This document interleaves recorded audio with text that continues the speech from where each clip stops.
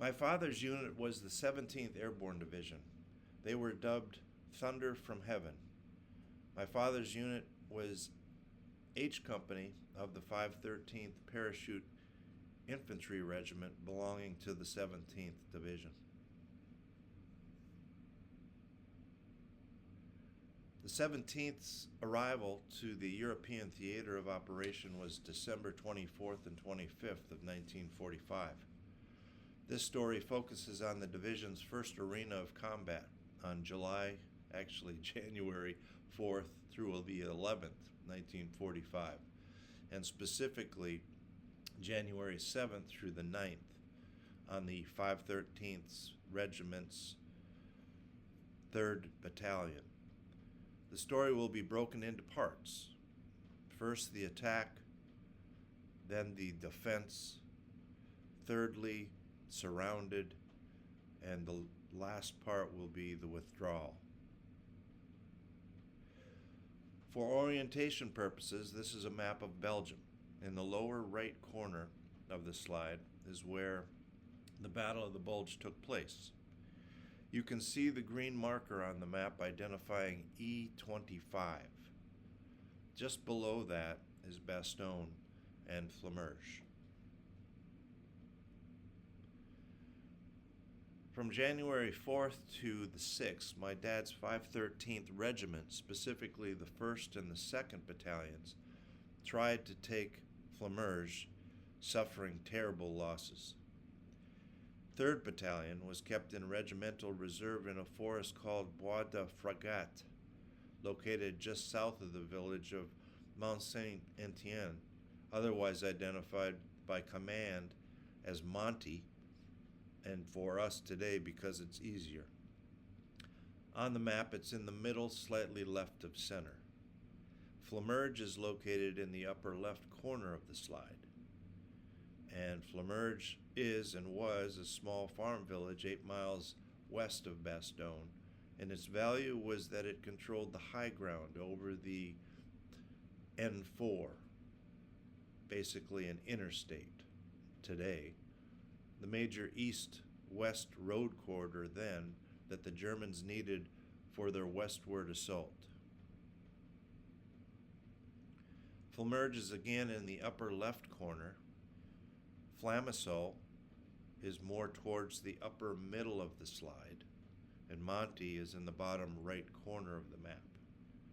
The junction of that little rural road, gray in color, leading southwest from Flamierge, that ties into the N4 is where my dad's 3rd Battalion stepped off into action.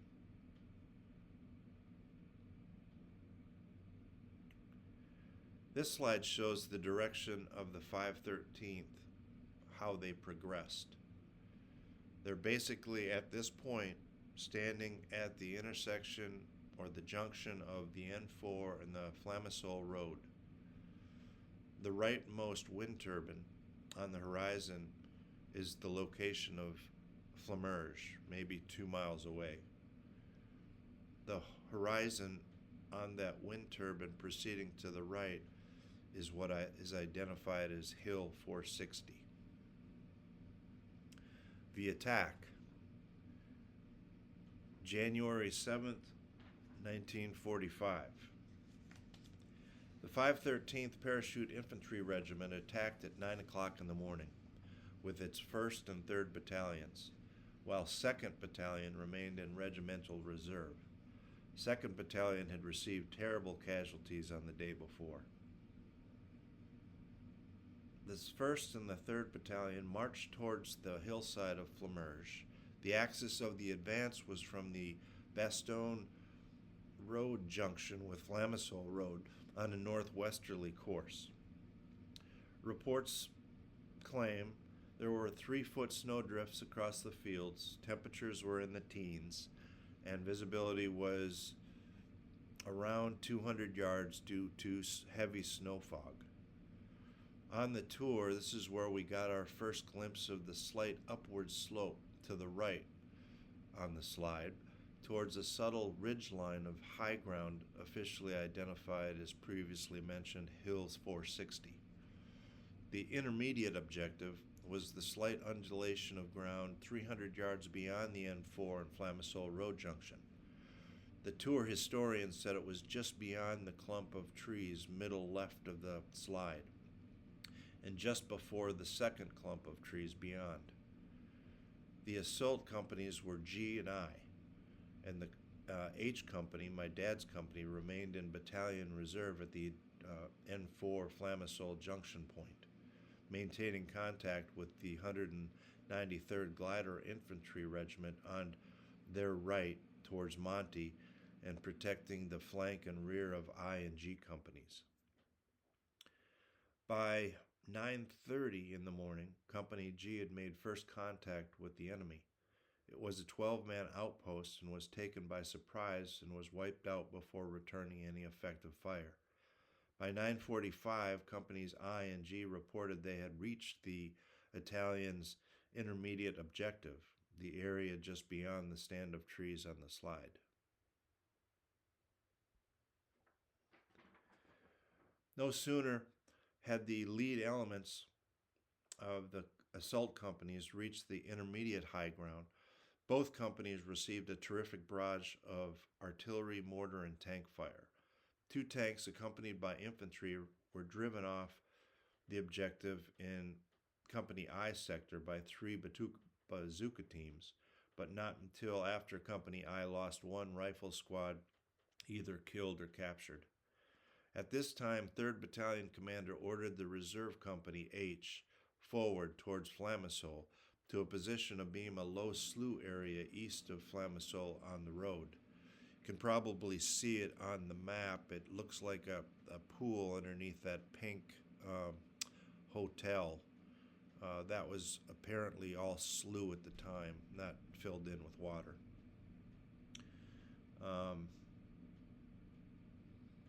Shortly after 11 o'clock, 3rd Battalion was ordered into the attack. The plan was to attack on a narrow front in a column of companies to seize their originally assigned sectors in Flamierge. The formation was Company H in the lead, then Company G and I, an arrow formation. All companies were warned to keep dispersed because shell fire continued to fall in this area. The companies underwent another heavy shelling of mortar and artillery fire once assembled in the arrow column. Company G's sector, southwest side, was hit by a counterattack composed of a platoon of infantry following 8 tanks and 2 self-propelled 88s. U.S. artillery fire was called for and adjusted by the artillery liaison officer, and the enemy infantry immediately withdrew. The artillery fire was then shifted to the tanks in Company G sector, but failed to stop them until the tanks had nearly overrun the bazooka teams and the artillery officer who had taken cover in blown-out shell holes. The artillery liaison officer, faced with the choice of being crushed by enemy tanks or fired upon by his own artillery, chose the latter and called fire down on himself and his company. The artillery fire forced back the tanks, but killed some of the battalion's men's on bazooka. 8 bazooka teams were able to hold the initial objective, or the intermediate objective, I should say, alone against 3 attacks by tanks, and were assisted by artillery. The companies were able to repulse the 4th attack of tanks and infantry, but sustained very heavy casualties. 3rd Battalion moved out towards Flamierge as soon as the last counterattack had been repulsed, shortly after 11:30. Companies G, H, and I moved rapidly across the slope of the ridge, despite the deep snow.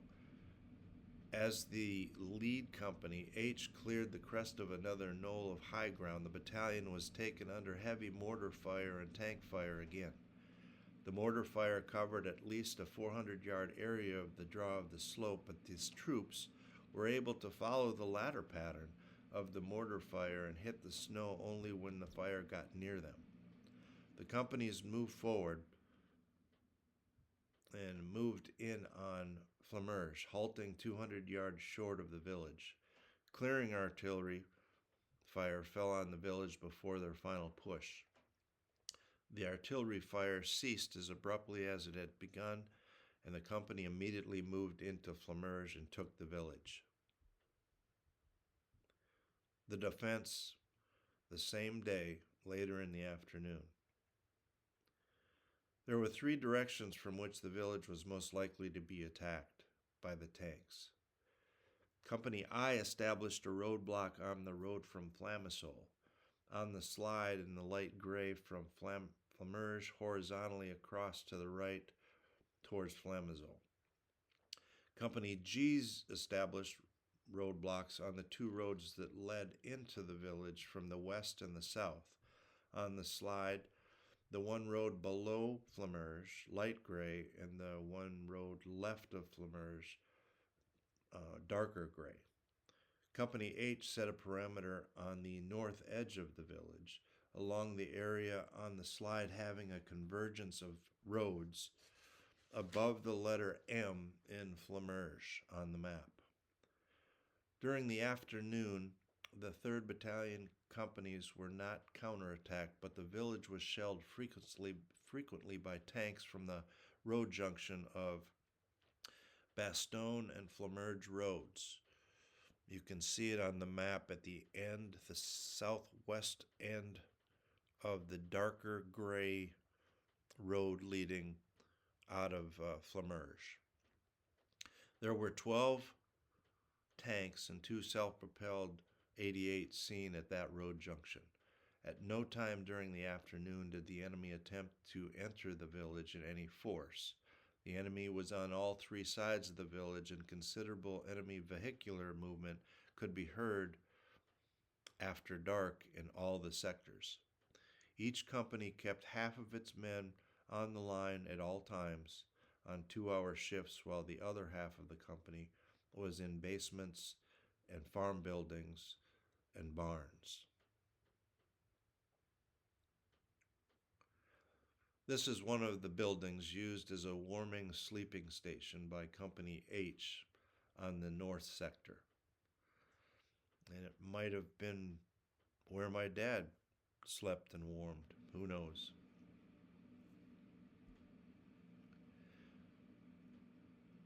This slide is where the Company H paratroopers set the perimeter on the north edge of the village.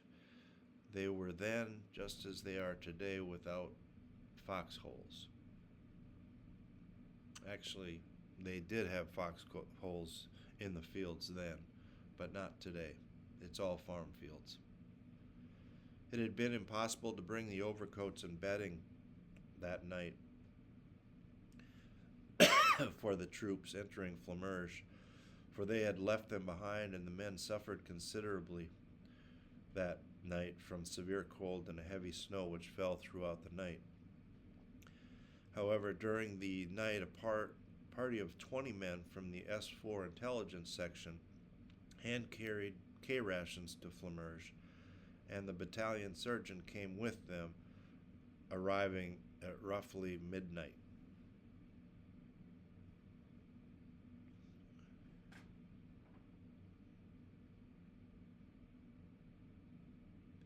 Surrounded.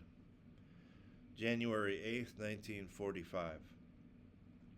By daylight on the morning of January 8th at about 8:50 in the morning, the enemy counterattacked in force.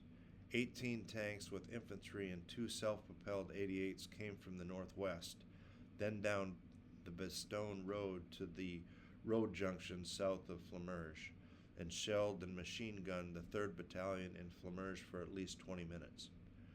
The Germans then shifted their fire to the 2nd Battalion outside the village to the east, on the ridge near where 3rd Battalion's Company G, H, and I took their intermediate objective the day before. Company H was able to repulse the first attack with the 2 captured mortars from the Germans without revealing their frontline position on the high ground north of Flamierge. At 9:10 in the morning, the 2nd Battalion, coming under fire from the tanks at the N4 Flamierge Road junction, were also hit on the right flank by 4 tanks from the northeast direction near Flamierge. These attacks made the 2nd Battalion's position untenable, and they withdrew to the regimental command post in Bois de Forget, thus withdrawing their support from the now surrounded 3rd Battalion in Flamierge. The company tanks along the Bastogne Road N4 south of Flamierge, 700 yards from Flamierge, turned their fire to the 3rd Battalion in the village and shelled the village throughout the morning. Company G forced the tanks in that sector to withdraw by the use of mortar and small arms fire. Company H received a second attack by foot infantry shortly after the first attack was repulsed. This time the lead squad of the enemy was dressed in American uniforms without helmets. They got to within 50 yards of the company before they were recognized as enemy, but as soon as the ruse was discovered, they were killed by small arms fire. Then a group of enemy in company strength attempted to make a frontal attack against Company H, but this attack was stopped by mortar and rifle fire. There was no more enemy activity and strength in this sector until early afternoon. At 2 o'clock in the afternoon, the Germans counterattacked again, covering the entire battalion area with mortar, tank, and machine gun fire. Then foot infantry attacked Company H again. 8 tanks with infantry hit Company I's sector from the east, Flamierge, and the southeast. 4 tanks with infantry converged on Company G from the west, and 14 tanks and 2 self-propelled 88s to the south along the Bastogne Road junction. They moved up and down the north road, shelling and machine gunning the entire sector. Company H was able to stop the enemy infantry with their 2 German mortars and with small arms fire. Company I forced the enemy's infantry to withdraw with 1 mortar firing German mortar ammunition, and 6 of the 8 tanks also withdrew. 2 of those tanks, though, broke through to the center of the village, where one was knocked out by a bazooka team, and the other was caused to burn after being hit with a heavy concentration of small arms fire. Company G was able to kill several enemy infantry with rifle fire and to disable 1 Mark V tank by bazooka fire, but the gun crew on the disabled tank knocked out 2 bazooka teams and then managed to hook up their wrecked tank to its companion tank, which dragged it out of the area. The other 2 tanks had previously been forced to withdraw. This heavy counterattack by 26 tanks and 2 self-propelled 88s and about 150 infantry lasted for more than an hour. All the enemy infantry not killed and all the tanks except the 2 knocked out withdrew. The surrounded 3rd Battalion suffered heavy casualties. 3 patrols, 1 from the 507th Paratroop Infantry Regiment and 2 from the 513th, attempted to reach the 3rd Battalion after the enemy counterattack, but were unable to penetrate the German lines. Soon after dark, the battalion commander radio operator in Flamierge restored the field radio to operation. The regimental command post issued an American slang or jargon message, since operational code instructions for January 7th had expired and January 8th's new codes had not been received by the battalion commander in Flamierge. The message was approximately thus: return all doggies to the old corral, leave 1 sawbones and 1 ramrod with the ailing herd. There was no way to authenticate this message, but the battalion commander rightly recognized it to be an order from regimental command. for the 3rd Battalion to withdraw to the regimental area, and leaving a medic and an officer with the seriously wounded.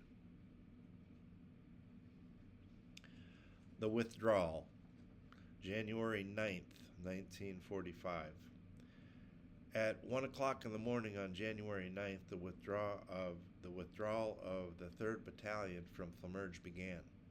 The battalion withdrew in 18 groups of 15 to 20 men each at 5-minute intervals. None of the groups met with any enemy opposition, which was fortunate because the men were barely in condition to walk the 2 miles through knee-deep snow and extreme cold. The 3rd Battalion entered the regimental area by dawn. As artillery units later moved into the area, and these are friendly artillery units, after the 3rd Battalion withdrew, GI gossip told stories. It was said a stretch of terrible carnage was the only thing left, a landscape littered with frozen bodies of paratroopers and Germans everywhere, burned and disabled tanks, snowy white fields riddled with black mortar craters, scenes of hand-to-hand butchery. Divisional and regimental command identified this ridge as Hill 460.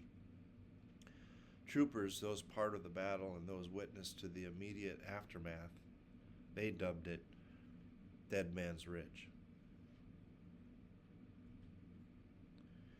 Of the 780 paratroopers of 3rd Battalion, which was I, G, and H companies, who left the regiment's staging position at WWII, January 4th, approximately 350 returned January 9th. That's a 45% casualty rate for a single battalion in a 48-hour combat action. 3rd Battalion reoccupied Flamierge 2 days later without any enemy opposition. The German enemy retreated to the Orth River, and the 17th Airborne Division continued to fight in the Battle of the Bulge until January 29th. The operation of the 17th Airborne Division in Bastogne area was considered a success. General Middleton, 8th Corps commander, on January 22nd, 1945, sent a letter to a Lieutenant General Bretonton that the 17th Airborne Division had prevented a German panzer flanking maneuver and saved Bastogne. Noted historian S.L.A. Marshall later wrote that no other American division in the European theater of operation suffered as brutal and as high a casualty rate in their baptism of fire.